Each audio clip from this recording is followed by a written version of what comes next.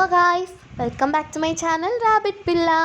Please ఛానల్ని like చేయండి, comment చేయండి, సబ్స్క్రైబ్ చేసుకోండి. ఓకే, ఇవాళ మహాభారతం పార్ట్ 3. ముందు వీడియోలో ఎంతవరకు చెప్పుకున్నామో దాని నుంచే స్టార్ట్ అవుతుంది. అప్పుడు భీష్మ చెప్తాడు గంగాదేవి ఫ్లో ఆగుతుంది అని, వాళ్ళ కోసం ఒక వే క్రియేట్ అవుతుంది అని. అప్పుడు శాంతన్ మహారాజు అంటాడు గంగాదేవి ఫ్లోని ఎవరు స్టాప్ చేయలేరు కదా. అప్పుడు భీష్మ తన వెపన్ యూజ్ చేసి ఒక వే క్రియేట్ చేస్తాడు. శాంతను మహారాజు ఎవరు నువ్వు అని అన్నాడు భీష్మని. గంగాదేవి నదిని ఎలా ఆపగలిగావు? కన్నపిట్ట మాటని ఆది పరాశక్తి కూడా ఆపలేదు. గంగా అని అన్నాడు శాంతన్ మహారాజా. ఇతను నీ కొడుకా గంగా? నీ కొడుకు కాదు మహారాజా, మన కొడుకు. 25 years బ్యాక్ మన చివరి కొడుకుని తీసుకొని వెళ్ళిపోయాను కదా. అప్పుడు నేను మీకు ఒక ప్రామిస్ చేశాను, మన కొడుకుని గొప్ప వీరుడిగా తయారు చేస్తాను అని చెప్పాను కదా అంటూ భీష్మ అంది. వాళ్ళ నాన్నగారి బ్లెస్సింగ్స్ తీసుకున్నాడు భీష్మ. నీ స్థానం ఎప్పుడు నా మనసులోనే ఉంటుంది కుమారా. ఈ యువరాజు కోసం వెయిట్ చేశాను అని అన్నాడు శాంతన్ మహారాజా. గంగాదేవి, నీ కొడుకు పరశురాము దగ్గర శిక్షణ పొందాడు మహారాజా. మీకు చేసిన నా ప్రామిస్ పూర్తి అయింది. గంగా తన ప్రామిస్ని ఎప్పుడూ మర్చిపోలేదు, కానీ నేనే నా మాటని మర్చిపోయాను అని అన్నాడు శాంతన్ మహారాజా. లేకుంటే నా భార్యగా హస్తినాపురానికి మహారాణిగా ఉండేదానిని అని అన్నాడు శాంతన్ మహారాజా. మీరు మాకిచ్చిన మాట అటువంటిది, దీనికోసం మీరు బాధపడవద్దు. అప్పుడు భీష్మ తన అమ్మ తనని వదిలి వెళ్తుందేమో అని బాధపడ్డాడు. గంగాదేవి అనింది, నేను ఎప్పటికీ వదిలి వెళ్ళను. నువ్వు ఎప్పుడు నన్ను తలుచుకుంటే అప్పుడు నీ దగ్గరికి వస్తాను. ఇప్పుడు నువ్వు మీ నాన్నగారితో కలిసి వెళ్ళు. ఆయన మాట మీరి ఏ పని చెయ్యొద్దు అని వెళ్ళిపోయింది. అప్పుడు శాంతన్ మహారాజు అతని హ్యాపీనెస్ని షేర్ చేసుకోవడానికి సత్యవతి దగ్గరికి వెళ్ళాడు. శాంతన్ మహారాజుని చూసి, సత్యవతి, ఇవాళ హస్తినాపురంలో సంబరాలు చేస్తున్నారు ఎందుకు అని అంది. ఈరోజు నా కొడుకు తిరిగి వచ్చాడు సత్యవతి. 25 years బ్యాక్ గంగా నన్ను నార్మల్ అమ్మాయిలాగా పెళ్లి చేసుకుంది.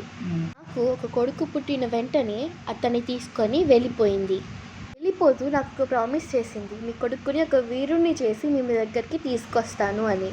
ఆ ప్రామిస్ని నిలబెట్టుకొని ఇవాళ మా ముందరికి తీసుకొని వచ్చింది.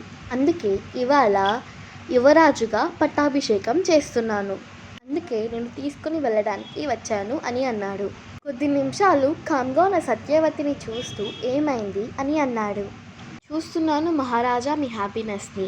ఎప్పుడు నా దగ్గరకు వచ్చినతో వచ్చే హ్యాపీనెస్ని ఈరోజు ముందే వచ్చింది.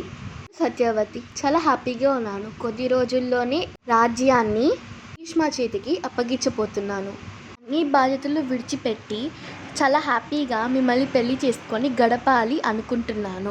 నా విష్ని తీరుస్తావా సత్యవతి అని అన్నాడు. అలానే మహారాజా, మీ ప్రేమని పొందడం నా అదృష్టం. కానీ మీరు ఈ రివర్ దగ్గరే మనం ఒక ఇల్లు కట్టుకొని మీరు చేపల్ని పడితే నేను వాటిని తీసుకొని వెళ్ళి మార్కెట్లో అమ్ముతాను. జోక్ చేస్తున్నావు సత్యవతి? నువ్వు హస్తినాపురంకి కాబోయే మహారాణివి. నువ్వు ఫిషెస్ని అమ్ముతావా? ప్రజలు ఏమనుకుంటారు? దానిలో తప్పేముంది మహారాజా. ఎవరి కొడుకైతే రాజ్యానికి యువరాజు అవుతాడో అతని తల్లే కదా రాజ్యానికి మహారాణి అయ్యేది. అప్పుడు నేను మిమ్మల్ని పెళ్లి చేసుకుంటే నా స్థానం దాసిగానే కదా మిగిలిపోతుంది. దానికన్నా నేను ఒక ఫిషర్మ్యాన్ కూతురుగా మిగిలిపోయినా నా సెల్ఫ్ రెస్పెక్ట్ నాకుంటుంది కదా. యువరాజు హక్కుల్ని కాదనడానికి మనమెవరు సత్యవతి? మీరు నాకు మాట ఇచ్చారు మహారాజా, ఈ రాజ్యానికి నన్ను మహారాణి చేస్తాను అని. అప్పుడు నాకు పుట్టిన కొడుకే కదా రాజ్యానికి యువరాజు అవ్వాల్సింది. అప్పుడు మీ కొడుకు రాజ్యానికి యువరాజు అయితే నా పిల్లలు మీ రాజ్యానికి సేవలు చేస్తూ ఉండాలా మహారాజా? ఎందుకంటే నేను ఇక్కడే మిగిలిపోవడం మనకి ఎంతో మంచిది మహారాజా. అతిగా ఆశపడుతున్నావు నీకు అనిపించట్లేదా సత్యవతి? ఆశపడుతున్నా నువ్వు నా భార్యగా అర్హురాలివి కాదు అంటూ అక్కడి నుంచి వెళ్ళిపోయారు శాంతన్ మహారాజు. ఎంతో బాధతో కూడిన మనసుతో రాజ్యానికి చేరుకున్నాడు శాంతన్ మహారాజు. రాజ్యానికి వచ్చిన శాంతన్ మహారాజు అతని కొడుకుని యువరాజుగా ప్రకటించేశారు. రాజ్యం అంతా హ్యాపీనెస్తో నిండిపోయింది. అందరూ దాని ఒక పెద్ద ఫెస్టివల్లా సెలబ్రేట్ చేసుకున్నారు. కానీ శాంతన్ మహారాజు సత్యవతి మాటల్ని తలుచుకొని చాలా బాధపడ్డారు. రోజు భీష్మ అతని తండ్రి బాధ చూడలేక అతని తండ్రి దగ్గరికి వెళ్ళి అతని బాధ తెలుసుకున్నాడు. తన నాన్న దుఃఖానికి కారణం వెతికి తీర్చాలని అనుకున్నాడు. అనుకున్న వెంటనే సత్యవతిని కలవడానికి వెళ్ళాడు. సత్యవతి తన మనసులో ఉండే బాధ వివరించింది. వాళ్ళ బాధకు కారణమైన యువరాజు పదవిని వదులుకోవాలని నిర్ణయం తీసుకున్నాడు. అప్పుడు సత్యవతికి ప్రమాణం చేశాడు. నేను గంగాదేవి పుత్రుడిగా ప్రమాణం చేస్తున్నాను. నేను పెళ్లి చేసుకోను. అలాగే మీకు పుట్టే పిల్లల్ని యువరాజులుగా చేస్తానని ప్రమాణం చేస్తున్నాను అని భీష్మ ప్రతిజ్ఞ చేశాడు. ఇప్పుడే శాంతన్ మహారాజు గారు వచ్చి చాలా బాధపడ్డారు. ఎందుకు తీసుకున్నావు ఇలాంటి డెసిషన్? నీ సంతోషం కోసం, రాజ్యానికి మేలు జరగడం కోసం అనగానే కనీసం శాంతన్ మహారాజు కోసం ఏదైనా కోరిక కోరుకో భీష్మ అని అన్నారు. ఇప్పుడు భీష్మ తనకి తానే మరణం కోరుకునే వరకు తనకి చావు రాకూడదు అని కోరుకున్నాడు.